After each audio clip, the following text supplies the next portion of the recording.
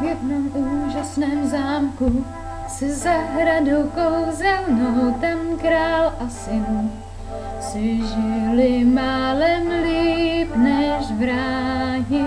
Ten král už starý byl, svět poznal z horší stránky, tak zámek obehnal zdí.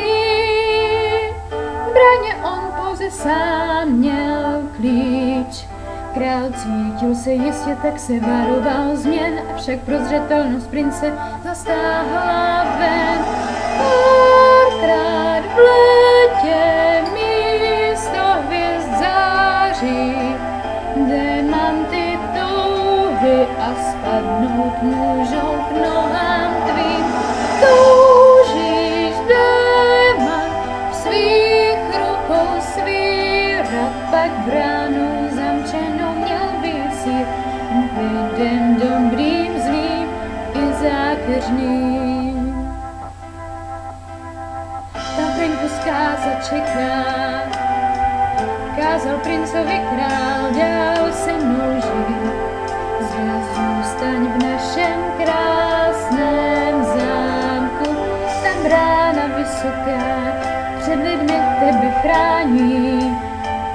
A pro bezpečí tvá bránu jsem kdysi zamknout dal. Král zoufale prosil jej z lásky jen, ale toho náhle prince však táhla ven.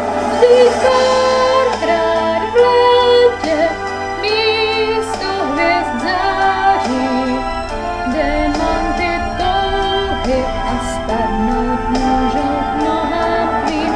Toužíš démant v svých rukou svírat, pak bránu zamčenou měl vysít, ten k lidem dobrým, zlým i zákeřným. Láska je dát a též mít pochopení, láska je také blízkým přát jejich smění.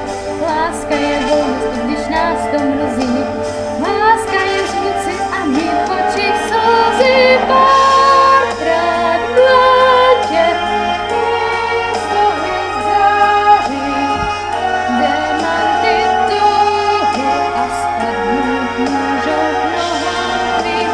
Toužíš démant svých rukou svírat, pak bránou zamčenou měl vysít. Musíš sám z domu pryč, v žití svůj najít, ty sám poznat svět, dobrý zlý, zákeřný.